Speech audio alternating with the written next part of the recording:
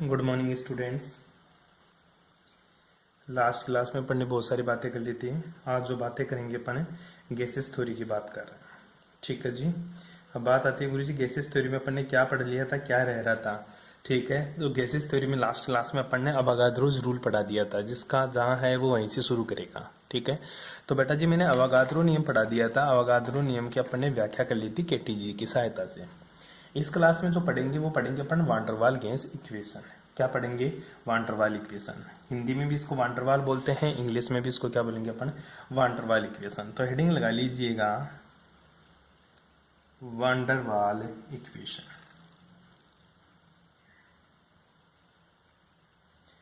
वान डर वाल इक्वेशन, वान डर वाल समीकरण। हिंदी मीडियम वाले बच्चे हेडिंग में लिखेंगे वान डर वाल समीकरण। देखिएगा वान डर वाल समीकरण आई कहां से। पहली बात तो वान डर वाल समीकरण होती क्या है, क्यों पढ़ते अपन वान डर वाल समीकरण। मैंने तेरे को दो गैसें बताई थी। पहली जो गैस बताई थी वो आइडियल गैस बताई थी, रियल गैस, सॉरी जिसको वास्तविक, सॉरी अपन क्या बोलते हैं, आदर्श गैस। दूसरी मैंने रियल गैस बताई थी जिसको अपन क्या बोलते हैं, वास्तविक गैस। तो ध्यान दे बेटा, जो आइडियल गैसें होती है, आदर्श गैसें, वो कौन से नियम की पालना करते हैं गुरुजी? जो आदर्श गैस होती है, आइडियल गैस होती है, वो गैसेस नियम की पालना करती है। जैसे मैंने बताया था गेलुसेक का नियम, चार्ल्स का नियम, अपना बॉयल्स का नियम, अवोगाद्रो का नियम, इन तीन नियमों को जो फॉलो करती है वो मेरी आदर्श गैस होती है। लेकिन जो वान डर वाल इक्वेशन होती है ना बेटा, वो क्या होती है? वास्तविक गैसें जिस इक्वेशन को फॉलो करती है, ठीक है, वास्तविक गैसें जिस समीकरण को फॉलो करती है, रियल गैसें जिस इक्वेशन को फॉलो करती है, उसी इक्वेशन को क्या बोलता हूं मैं? वान डर वाल इक्वेशन। तो पहली लाइन क्या लिखेगा? वास्तविक गैसें इस नियम की पालना करती है। ठीक है, तो पहली बात क्या लिखेगा?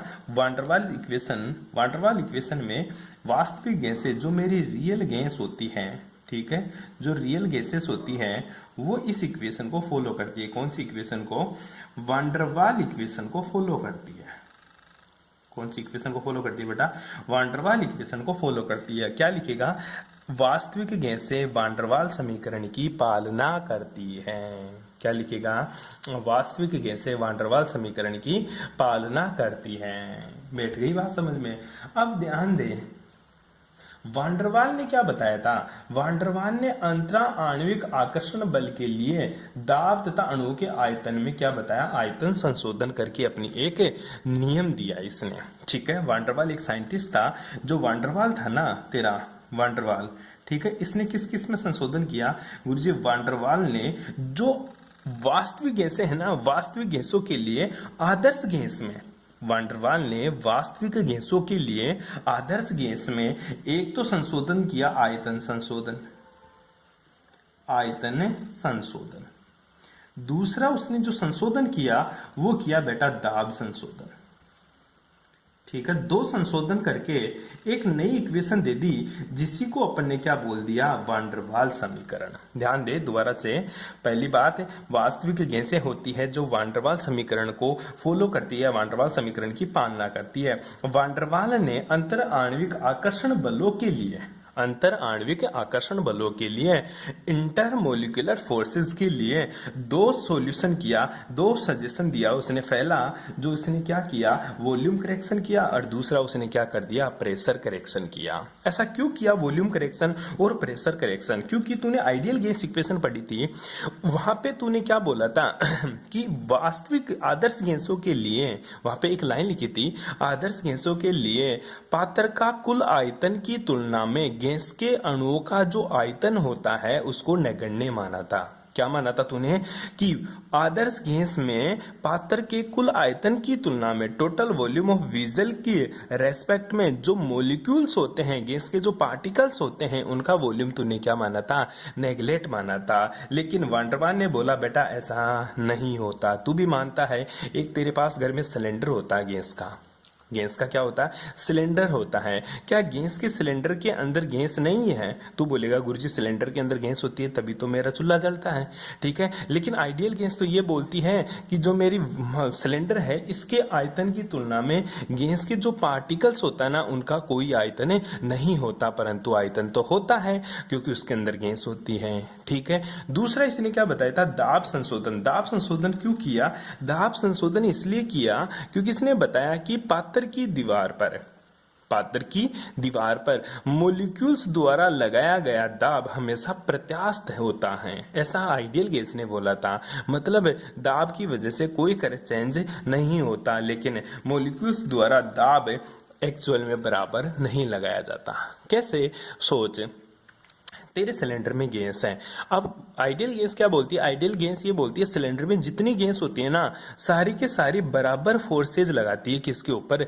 सिलेंडर के अंदर तेरे पास गैस है, गैस के क्या है? पार्टिकल्स है, मीथेन गैस है तेरे पास, या एथेन गैस है, या तेरी ब्यूटेन गैस है, ठीक है, कोई सी भी गैस है। वो गैस क्या करेगी? हमेशा जो सिलेंडर होता है ना सिलेंडर की दीवार के ऊपर फोर्स लगाएगी। तो आइडियल ये बोलती है कि सिलेंडर में जितनी गैस है ना, जितनी गैस के पार्टिकल्स हैं वो सारे के सारे मिलकर ही सिलेंडर के ऊपर फोर्स लगाएगी। लेकिन वान डर वाल ने बोला भाई ऐसा नहीं होता। क्यों? क्योंकि गैस के मॉलिक्यूल्स के बीच में आकर्षण भी होता है, प्रतिकर्षण भी होता है, तो सबका दाब एक समान नहीं होता। तो उसने करेक्शन करके एक इक्वेशन दे दी रियल गैस के लिए, वान डर वाल इक्वेशन दे दी उसने, ठीक है। तो वान डर वाल ने आदर्श गैस समीकरण में दो संशोधन किया, पहला आयतन संशोधन और दूसरा दाब संशोधन। पहला तो उसने वॉल्यूम करेक्शन किया, दूसरा उसने क्या किया बेटा? वो दाब करेक्शन किया, वो प्रेशर करेक्शन।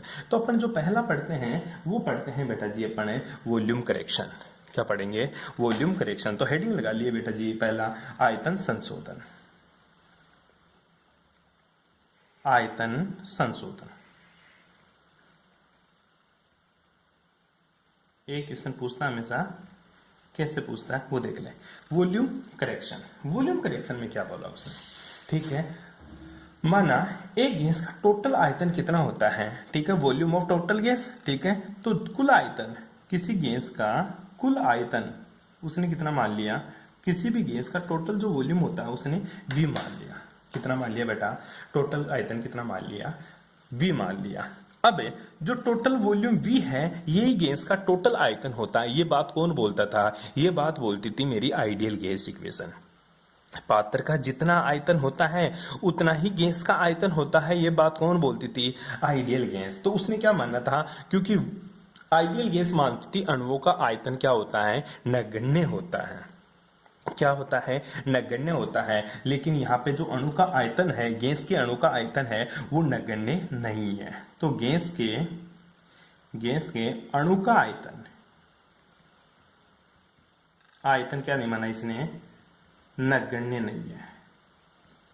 मतलब जो गैस का जो वॉल्यूम है, गैस के जो पार्टिकल्स का वॉल्यूम है, उसको इसने नेगलेक्ट नहीं माना और बोल दिया कि जो गैस का आयतन V है ना, जो आइडियल गैस बताती थी टोटल, कि जो गैस का आयतन V है ना, ये V न होकर क्या होता है? कुछ कम होता है। क्यों होता है कुछ कम है? और वो कम कितना होता है उसने VI से दिखा दिया और बोल दिया तू जो आइडियल गैस बोलती थी वो तो आयतन V, इसमें से कुछ आयतन कम होता है। और वो कितना कम होता है? उसने एक कांस्टेंट दे दिया B। क्या दे दिया बेटा? B कांस्टेंट दे दिया। जहां पे जो VI है ना, ये है गैस का वास्तविक आयतन या पात्र का वास्तविक आयतन। जो V है मेरा VI, ये अणु के स्वतंत्र विचरण करने के बाद में क्या है? आयतन है, अतः आदर्श आयतन है ये मेरा गैस का वास्तविक आयतन। करेक्शन करने के बाद में, ठीक है। और जो B है ना, B, ये कौन सा आयतन है? ये गुरुजी वर्जित आयतन है। कौन सा आयतन है मेरा? वर्जित आयतन। अब वर्जित आयतन क्या होती है? इंग्लिश में इसको बोलते हैं बेटा एक्सक्लूडेड वॉल्यूम। क्या बोलेगा इसको तू? एक्सक्लूडेड। क्या बोलेगा? Excluded volume. ठीक है, दोबारा समझ एक बार के लिए। वी तो क्या है? आइडियल गैस के अकॉर्डिंग मैं ये बोलना चाहता हूं कि तेरे पास एक सिलेंडर है, ठीक है, वॉल्यूम की बात कर रहा हूं। ये तेरे पास सिलेंडर है, इसके अंदर बहुत सारे गैस के पार्टिकल्स हैं, ठीक है, ये बहुत सारी गैस की क्या है मेरे पास गुरुजी पार्टिकल्स है। आइडियल गैस ये बोलती थी कि जो पात्र का टोटल आयतन है ना वो गैस के कुल आयतन के बराबर होता है। तो गैस का जो टोटल वॉल्यूम होता है ना इसको क्या मान के चलता है वो नगण्य, कि गैस का कोई आयतन नहीं होता, पात्र का टोटल आयतन गैस के आयतन के बराबर अर्थात गैस के कणों का कोई आयतन नहीं होता। मैं बोल दूं तेरे पास है, तू रूम में बैठे हो, तुम सारे के सारे रूम के अंदर बैठे हो, मैं बोल दूं इस पात्र का, इस जो मेरा रूम है इसका टोटल आयतन किसके बराबर है, इस पात्र के आयतन के बराबर है। लेकिन तो तुम भी बैठे हो, तुम भी तो कुछ जगह घेर रखे हो। तो आइडियल गैस मानती थी कि तुम है ना जो तुम बैठे हो रूम के अंदर वो कुछ ही नहीं है, तुम्हारा कोई आयतन ही नहीं है। नहीं, एक्चुअल में तो आयतन होता है गुरुजी, इस पात्र का टोटल आयतन है ना वो हमारे आयतन को घटा दो, उसके बाद में इसका टोटल आयतन बता सकता। तो बस वही आइडियल वंडर वाल ने किया। वंडर वाल ने क्या किया कि जो आयतन है एक्चुअल में, ऐसे मान लो ये बी तुम्हारा आयतन है, ये बी पूरे तुम्हारे रूम का आयतन है, तो बता एक्चुअल में आयतन कितना है, वास्तविक आयतन कितना है, वी आई। गुरुजी जो रूम का आयतन है ना उसमें से हमारा आयतन घटा दो तो फिर रूम का आयतन बच जाएगा कि कितना खाली है। बैठ गई बात समझ में। आइडियल गैस क्या मानती थी, आइडियल गैस तुम्हें नेगलेक्ट मानती थी कि तुम्हारा कोई आयतन ही नहीं है। गैस के जो पार्टिकल्स होता है ना उसका आयतन क्या होता है, नगण्य होता है, आयतन बिल्कुल नेगलेक्ट मान के चलती है, परंतु ऐसा नहीं होता। इसलिए इसने संशोधन किया दाब के अंदर, और जिसी को अपन ने दाब जो संशोधन है, जो सॉरी वॉल्यूम करेक्शन है, वो वॉल्यूम करेक्शन किया। अब वॉल्यूम करेक्शन कैसे करता है देखिएगा एक बार के लिए। अब मैं करता हूं calculation of the excluding volume, calculation of excluding volume, वर्जित आयतन बी की गणना।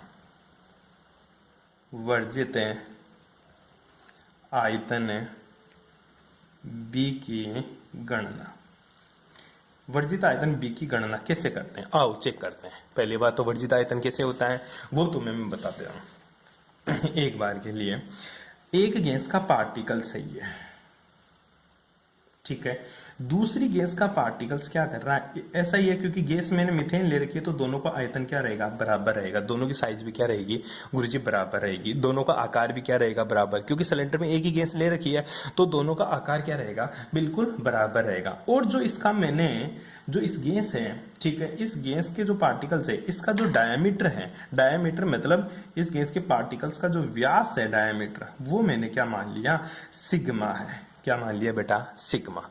इस गैस का जो डायमीटर है वो क्या है सिग्मा, तो इसकी रेडियस कितनी हो जाएगी सिग्मा बाई 2। इसका डायमीटर सिग्मा है तो इसकी रेडियस क्या हो जाएगी सिग्मा बाई 2। इसी प्रकार इस गैस के मॉलिक्यूल्स का भी आकार इसके बराबर है तो इसका भी जो रेडियस कितनी होगी सिग्मा बाई 2 और इसका भी डायमीटर कितना होगा बेटा सिग्मा रहेगा। लेकिन ध्यान दे इस गैस के मॉलिक्यूल्स में इन दोनों के बीच का जो रेडियस है, दोनों के बीच की जो डिस्टेंस है वो कितनी होगी, वो भी गुरुजी कितनी होगी मेरी सिग्मा होगी। बस ये बात समझनी है तेरे को। इस गैस का व्यास कितना सिग्मा, इस गैस का भी व्यास कितना सिग्मा, और इस गैस की जो रेडियस है वो क्या सिग्मा बाई 2, मतलब ये रेडियस होगी तो ये सिग्मा बाई 2, ये भी सिग्मा बाई 2, टोटल डिस्टेंस कितनी हो जाएगी sigma, sigma by 2 plus sigma by 2, तो दो टोटल डिस्टेंस कितनी हो जाएगी सिग्मा। ध्यान से देख इसको। अब देख ये गैस का मॉलिक्यूल्स इस गैस के मॉलिक्यूल से टकरा गया, क्या हो गया टकरा गया, तो अब बता इसका जो वर्जित आयतन होगा वो इस हिसाब से होगा। अब ये दोनों गैस के मॉलिक्यूल्स टकरा गए तो इस गोले के अंदर कोई सा भी दूसरा गोला नहीं आ सकता। कहना क्या चाहता है तू, मैं ये कहना चाहता हूं कि ये बड़े वाला जो गोला है ना, ये जो बड़े वाला गोला है यही क्या है मेरा वर्जित आयतन है। यही कौन सा आयतन है मेरा गुरुजी, यही मेरा वर्जित आयतन है जिसके अंदर कोई दूसरा मॉलिक्यूल्स नहीं आ सकता क्योंकि दोनों मॉलिक्यूल्स एक दूसरे से टकरा रहे हैं इस आयतन के अंदर। क्या बोलूंगा इसको मैं वर्जित आयतन। ध्यान दे बेटा बड़ा इंटरेस्टिंग चीज है, अच्छों के समझ में नहीं आता क्या होता है मेरा वर्जित आयतन। देख ये गैस का मॉलिक्यूल्स ये दोनों एक दूसरे से टकरा गए, क्या हो गए टकरा गए। अब देख ये दोनों तो एक दूसरे से टकरा गए, तो टकराए तो इतनी ती डिस्टेंस के बीच में दूसरा मॉलिक्यूल्स बिल्कुल नहीं आ सकता। क्यों, क्योंकि ये दोनों मॉलिक्यूल्स ही घूमते रहेंगे इस जगह। क्या करते रहेंगे दोनों मॉलिक्यूल्स ही घूमते रहेंगे गुरुजी इस जगह। ध्यान से देख बेटा वर्जित आयतन की गणना गैस के व्यास द्वारा सरलता से की जा सकती है। कैसे, माना कि किसी गैस के अणु का व्यास कितना है सिग्मा, व्यास अपने क्या मान लिया सिग्मा है, दो अणु आपस में स्पर्श कर रहे हैं, कर रहे हैं, ठीक है। अब दोनों अणुओं के केंद्र की बीच की दूरी, ये इसका केंद्र है, ये इसका सेंटर, दोनों जो पार्टिकल्स है इनके बीच की जो डिस्टेंस है वो कितनी है, मेरी सिग्मा है। क्या है बेटा, सिग्मा। अतः दोनों अणु इस दूरी से अधिक निकट आना संभव नहीं है। मतलब ये मॉलिक्यूल्स कितनी दूरी के पास में आ सकते हैं गुरुजी, सिग्मा। अगर सिग्मा के अंदर गए तो एक दूसरे में घुस जाएंगे। तो कहना क्या चाहता हूं, इससे ज्यादा अब ये गुरुजी पास नहीं आ सकते हैं। अर्थात एक अणु का दूसरे अणु के चारों ओर सिग्मा सिग्मा सिग्मा त्रिज्या के गोले के बराबर आयतन में जाना संभव नहीं है। कहना क्या चाहता हूं, कहना यह चाहता है कि देख ये दोनों मॉलिक्यूल्स क्या है, सिग्मा डिस्टेंस पर है। अब सिग्मा डिस्टेंस से अंदर ये नहीं जा सकता, क्यों, क्योंकि दोनों एक दूसरे से टकरा गए। अब इसको लेकर मैंने एक गोला खींच दिया, और गोला खींचकर ये क्या हो गई, बड़े वाले गोले की रेडियस हो गई सिग्मा। इस बड़े वाले गोले की क्या हो गई, रेडियस। मान लीजिए गोला ए है मेरा, ये गोला बी है, तो ये भी क्या है, बी, क्योंकि दोनों सेम है। तो ए गोले की त्रिज्या सिग्मा, बी गोले की त्रिज्या क्या है मेरी, सिग्मा बाई 2। दोनों बी गोले की त्रिज्या क्या है, सिग्मा बाई 2। तो सिग्मा बाई 2 रेडियस के अंदर अब दूसरा गोला नहीं आ सकता, अब दूसरा गैस का पार्टिकल्स नहीं आ सकता। क्यों, क्योंकि ये दोनों मिलकर इस आयतन को कवर कर लिए। क्या कर लिए बेटा, कवर कर लिए। और जिस आयतन के अंदर दूसरा गोला नहीं आ सकता वही क्या कहलाता है, मेरा वर्जित आयतन कहलाता है। क्या कहलाता है, वर्जित आयतन कहलाता है, एक्सक्लूडिंग वॉल्यूम कहलाता है बेटा, ठीक है। अब वर्जित आयतन, अब पहली बात मैं बताता हूं तेरे को। हाँ, अब बता, बड़े बड़े गोला, जो ए गोले का आयतन, ए गोले का आयतन कितना होगा, आयतन का फॉर्मूला था वॉल्यूम ऑफ ए, ठीक है। वॉल्यूम कितना होता है, 4/3 पाई सिग्मा क्यूब। सिग्मा क्या है, बड़े गोले की त्रिज्या, सिग्मा क्या है, ए गोले की त्रिज्या, त्रिज्या, ठीक है। या तू लिख सकता है रेडियस ऑफ ए पार्टिकल्स, ठीक है। ध्यान से देख ले इसको, ठीक है। अब एक जो पार्टिकल्स है बी पार्टिकल्स की, ठीक है, बी पार्टिकल्स की, बी गोले की या बी कण की, बी कण का आयतन, ठीक है, वास्तविक आयतन। बी कण का जो वर्जित आयतन है ए गोले का वो कितना होगा, ये देख तू, सिंपल सी बात कर, एक गोले का वर्जित आयतन कितना होना है, ठीक है। टोटल आयतन कितना है गुरुजी, ये है टोटल आयतन पूरा, ठीक है। टोटल आयतन कितना, 4/3 पाई सिग्मा क्यूब, ठीक है। तो एक कण का वर्जित आयतन, एक कण का वर्जित आयतन, ये बी कण का वर्जित आयतन, एक सॉरी बी कण का वर्जित आयतन जिसके अंदर बी नहीं जा सकता। ये बाहर का जो रेड रेड मैंने लाइनें खींच रखी है ना, इसके अंदर बी कभी भी नहीं आ सकता। क्यों, क्योंकि ये तो अंदर है, तो ये क्या है, इसका वर्जित। तो इस गोले का आधा है, तो मैं इसको कितना लिख सकता हूं गुरुजी, 1/2, और पूरे गोले का आयतन कितना, 4/3 पाई सिग्मा क्यूब कर सकता हूं। ये इसको मैं क्या लिख सकता हूं, 2/3 पाई सिग्मा क्यूब कर दिया। अरे वर्जित आयतन जिसके अंदर गोला नहीं जा सके, तो यही तो है बाहर वाला जो पूरा रेड रेड लिख रखा है, ये वर्जित आयतन है। टोटल कितना है पूरा रेड का अंदर का, वो कितना, 4/3 पाई सिग्मा क्यूब। टोटल एक का टोटल निकाला, टोटल में कौन काउंट आएगा, यहां से लेकर यहां तक का, ये पूरा काउंट आएगा, ठीक है, टोटल के अंदर। लेकिन वर्जित में रेड रेड वाला काउंट होगा, क्योंकि बी अंदर तो है लेकिन इसमें नहीं जा सकता, बी अंदर तो इसमें नहीं जा सकता, तो इसके लिए वर्जित है। वो कितना हो जाएगा, 2/3 पाई सिग्मा क्यूब। कोई दिक्कत यहां तक, अरे कोई प्रॉब्लम। पर बी का वास्तविक आयतन कितना होगा, बी का वास्तविक आयतन, बी अणु का वास्तविक आयतन, बी अणु का वास्तविक आयतन,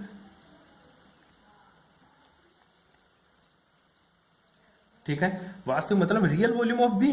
तो रियल वॉल्यूम कितना हो जाएगा गुरुजी, 4/3 पाई। अब इसकी रेडियस कितनी है बी की, सिग्मा बाई 2 का होल क्यूब। बस ये बात याद को रखनी है। तो इसको जब सोल्व करेगा तो कितना हो जाएगा, 4/3 गुणा 8, क्योंकि 2 का क्यूब कितना होता है 8, इंटू पाई सिग्मा क्यूब। तो मैं इसको लिख सकता हूं क्या, 4 से कट जाएगा तो 1/6 पाई सिग्मा क्यूब। ये क्या है, बी अणु का वास्तविक आयतन। वर्जित आयतन, बी का वर्जित आयतन जिसमें बी नहीं जा सकता वो है गुरुजी टोटल आयतन का आधा। टोटल आयतन का आधा किया तो 2/3 पाई सिग्मा क्यूब हो जाता है मेरा। यहां तक किसी को कोई दिक्कत है? अरे कोई प्रॉब्लम हो तो बता दे भाई, यहां तक कोई प्रॉब्लम हो तो प्लीज मेरे को बता दे, ठीक है। ध्यान दे इस चीज को, मैं इससे कंपैरिजन करूं 2/3 और यहाँ पे क्या है 1/6, तो दोनों में क्या रेशियो है, 2/3 और 1/6। ठीक है, दोनों में क्या रेशियो है? अब दोनों में अपन एक ही रेशियो है, वो क्या है? वो है गुरुजी कि एक कण का वर्जित आयतन किसके बराबर हो जाएगा? एक कण का वर्जित आयतन एक्सक्लूडिंग वॉल्यूम ऑफ पार्टिकल कितना हो जाएगा? वो हो जाएगा गुरुजी 4 गुना अणु का वास्तविक आयतन। अणु का वास्तविक आयतन, ठीक है, 4 गुना अणु का वास्तविक आयतन। देख ले बेटा, ये वर्जित आयतन है ना 2/3 और अणु का वास्तविक आयतन कितना? 1/6। इन दोनों में रिलेशन है 4 गुना 1 अणु का वास्तविक आयतन। मतलब इसको तू 4 से मल्टीप्लाई कर देगा ना वर्जित आयतन को, तो ये राशि आ जाएगी तेरे पास। इसको अगर 4 से मल्टीप्लाई करेगा तो ये राशि आ जाएगी। कैसे? तो तेरा कितना हो जाएगा? 4 गुना अणु का वास्तविक आयतन कितना है? 2/3 पाई सिग्मा क्यूब। तो इसको क्या लिख सकता हूं मैं? 8/3। क्या लिख सकता हूं इसको मैं? 8/3। अरे अणु का वास्तविक आयतन कौन सा है? ये सॉरी 1/6। 1/6 अणु का वास्तविक आयतन 1/6 वाला, तो कितना हो जाएगा? 4/6 पाई सिग्मा क्यूब। ये वर्जित आयतन आ गया। और वर्जित आयतन को किससे दिखाया तूने? 20 से दिखाया। किससे दिखाया? 20 से दिखा दिया तूने वर्जित आयतन। वैल्यू पुट कर दी Vi equals to V minus का B। तो Vi, ठीक है, फॉर 1 मोल के लिए, ठीक है, 1 मोल के लिए Vi किसके बराबर हो जाएगा? V माइनस का B। और B बराबर कितना आता तेरा? कितना आता? 4/6 पाई सिग्मा क्यूब। ठीक है, वैल्यू पुट कर दे Vi equals to V minus का 4/6 pi sigma cube. For n mole के लिए बात करूं तो Vi किसके बराबर आ जाएगा बेटा? V माइनस का 4/6 पाई n sigma cube. n value, n मोल लगा देना। ठीक है, ये Vi का अपना करेक्शन हो गया बड़ा। ठीक है, यहां तक करना, बाकी की बातें करेंगे नेक्स्ट क्लास में। Thanks for cooperation.